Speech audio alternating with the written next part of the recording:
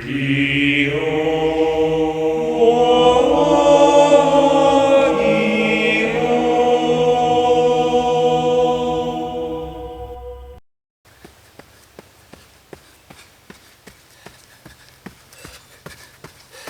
morning, YouTube, and welcome to the first episode of the Speed Duels from the Slow Guy.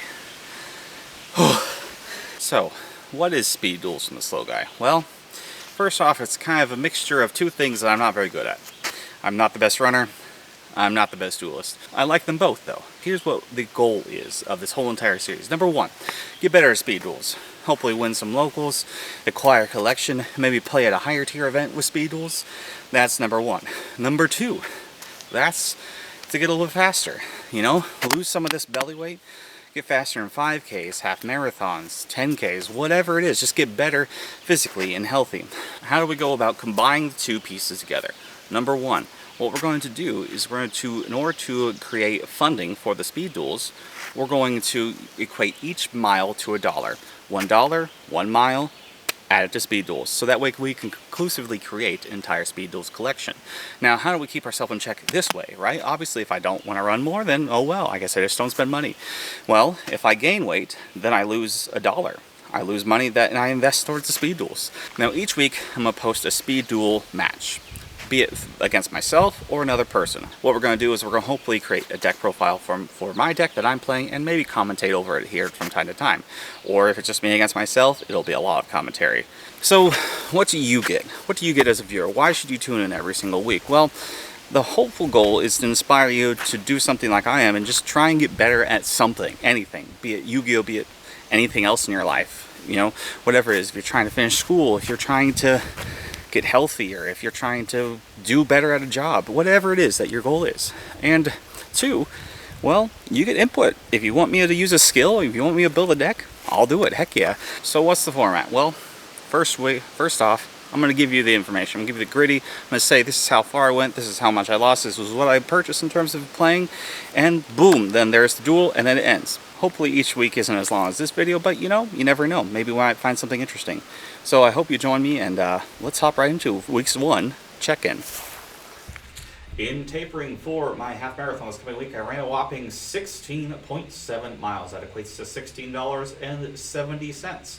Now, I start off the week weighing a whopping 239.4 pounds as my starting off point for this whole series, and then ending at 240.2 pounds, which is a net gain of 0.8 of a pound.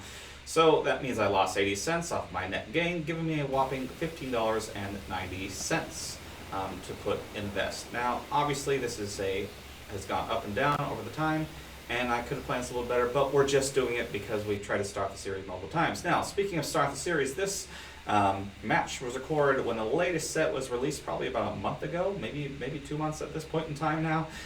However, in the spirit of just doing it and actually getting the series going, I couldn't put this duel to waste because I feels like it's a good starting point. So we are playing this round one match against with my Iron Grit against his No One Suspects the Dark Scorpion gang.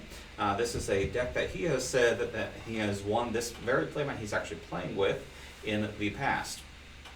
Being the fact that this duel was recorded a couple months ago, not every card in here is legal, so keep that in mind. I rolled a 4, he rolled a number that's higher than 4, and he said you can go first. I made a tacky joke saying, you mean I have an option not to go first? Because from what I understand, going second obviously has some more pluses in this format than it does in advanced format. So I'm going to use a reinforcement Iron Search, a DD Warrior there, since I already have the Boss Monster gear for the Iron Knight in our hand. We're then going to normal summon a gear for the Iron Knight and set in offerings to the Doomed, and then pass turn because we cannot attack our first turn. Now, the fact that I am not the most well versed, that means that I have no idea what this deck does. So I'm going to read his skill, at which point in time I say, you can proceed with play. You know, I'm just reading it, and he's either being courteous and letting me read it before, or he's trying to think of what he should do. So I return that. He's then going to normal summon a Chick the Yellow and attempt to attack for some of that nice juicy damage. Because the nice part about the skill card is that it allows them to attack directly for 400 points of damage, which still allows their effects to resolve, and in Chick's case, to be able to destroy my face-down back row. I do not want to take damage, and I do not want my back row to be destroyed, and him still have a more full board than I do, so I'm going to chain the Offerings to the Doom. Now, what I do typically whenever I play Offerings to Doom is I place on the top of the deck, and since you can't get a draw phase, I use that as my draw, so you're going to see me reach for my deck, however not drawing a card. I'm simply playing Offerings to the Doom from the top of the deck to my graveyard.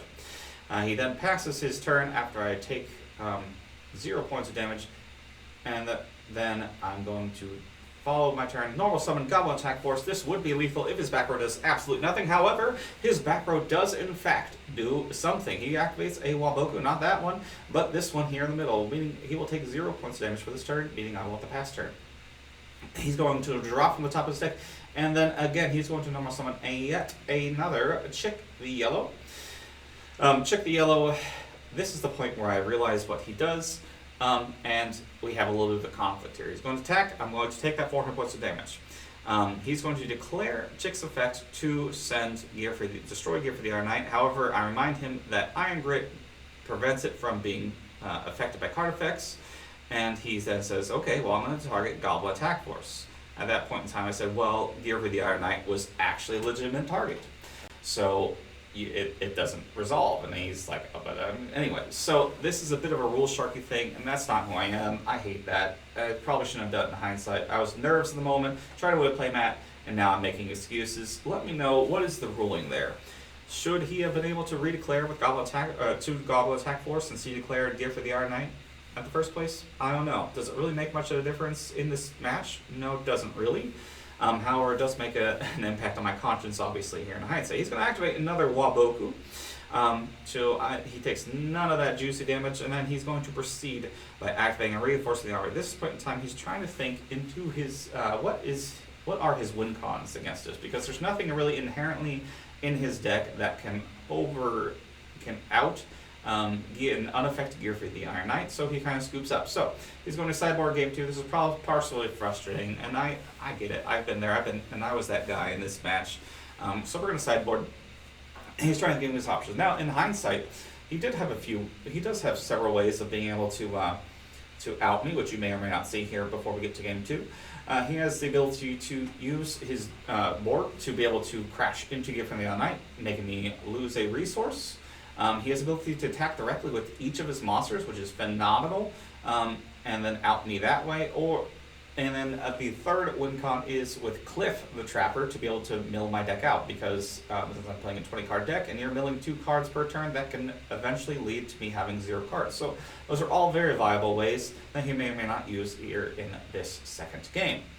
Now, again, let me know what changes you would make, because I will show you the profiles here at the end, but some of the cards have changed, and between this ban list and this match that has recorded. But again, we're just doing it. I know I repeat this Nike slogan, but that's the theme for this week, so we're going to go with that.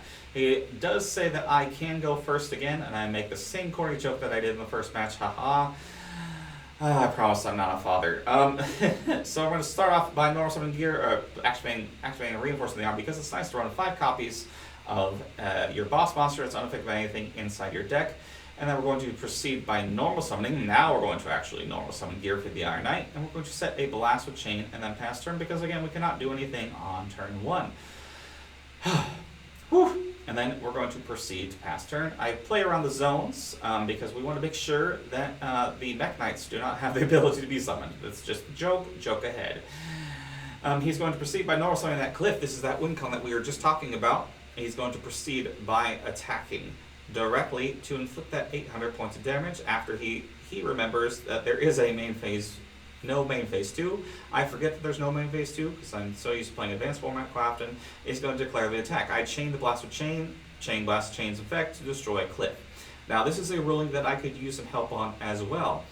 Since the monster count did not change upon attack declaration, and Blast with Chain's destruction happens first and then its effect activates in graveyard, would his attack proceed to go through before Blast with Chain's effect goes off? So did I miss timing there? Let me know. That's a thing that neither one of us knew at the time, or he forgot. I know that I didn't quite think about it until here rewatching the replay. And then I'm going to pass turn. He's going to take that 1,800 points of damage, putting him at 2,200 life points. And myself at 3,600, he's going to proceed by thinking, what should he do? What should he do? He's going to normal summon another cliff because he realizes, hey, this is the win con. And he's thinking, because it's not an easy matchup. It's not an easy matchup, but this guy's a pro. This guy's been playing this format a lot longer than I have. So he's going to summon that cliff. He's going to attack directly for that 400 points damage because he knows I do not have another Blast with Chain face down because I have 0 face down cards. And I didn't see any of my Sphere Karibos in this match. He's going to pass the turn. After I mill my 2 cards, I'm going to now realize that I have only a main phase 1, no main phase 2. So I'm going to set my back row. I'm going to attack with Cliff the Chapper. He's going to activate Waboku again because he realizes this is a win con. He's going to chain Palezo Canadia in the graveyard. This way he can bring out his board. The board which has the exact same attack as Gearfried the Iron Knight and gives another body on the board to be able to potentially protect his life points, which is kind of nice. So going into the battle phase, he's going to attack with that board. Maybe he's thinking it's good to think. It's good to think. It's better than not. Oh, he's thinking about whether or not setting this face down card really makes a difference. But he's going to try it anyway. He's going to chain Blast with... I'm going to chain Blast with Chain, targeting Gearfried to then pop board. Because again, if I misunderstood this ruling, at which point in time the Gearfried would have been destroyed, at which point he would have had more of a chance. He's going to attack directly with Cliff, therefore making me mill 2 cards. He's going to pass turn. After I'm taking that 400 plus damage between 3,200 normal summon the second Gearfried the Iron Knight, proceeded to the battle phase. Gearfried the Iron Knight is going to attack over Cliff the Trapper, flicking 400, leaving with exactly 800 points and game. He was very nice and very generous to also let me look at his profile. Now, obviously, with the 3 Canadias, the 3 Book of Moons, and the 3 MSD in his side deck, this means this deck will be different than at that point in time. He did say, however, he was just trying out a few different things. I think this was the release of Canadia, so he's testing a lot of stuff in this tournament in itself. So this is obviously not the current version of this particular deck. However, it seems like a very fun skill, and I'm going to try it myself at some point in time in the future. Now, moving on to my Iron Grit deck. This is a deck, obviously, that will be changed. I run 3 Gearfried the Iron Knight, 2 Book of Moon, and 2 DD War Lady. Those 6 cards cannot coexist in a single deck unless you limit each one of them. So we run a playset Gearfried the Iron Knight, 2 Goblet Attack Force, 2 Sphere Karibo, 2 Rotas, 2 Hammer Shots, 1 Offerings to Doom, 1 Double Summon, 3 Blast with Chain, Iron Grit, and then the side deck includes the Dogoran, the 2 Dust Tornado, the 2 Shield Crush. Shield Crush are sided for the Book of Moon as well as the Sphere Karibos, so that way you can potentially get over anything that's annoying. That will obviously be changed as well. The Double Summon is to kind of create a cheeky OTK if you get the chance to go second. You can normal summon Goblet Attack Force and Gearfried the Iron Knight, and your opponent has no interruptions. You get to win the game easily. So let me know what changes you might want to see and what skills I should try out here in the future. Again, this will be the deck that you will see for the next 3 weeks. But, you know, in the spirit of just doing and actually getting this series started, now that we know that Speed Duels may not continue after the end of the year, we're going to go for it. So, thanks for watching and have a great day.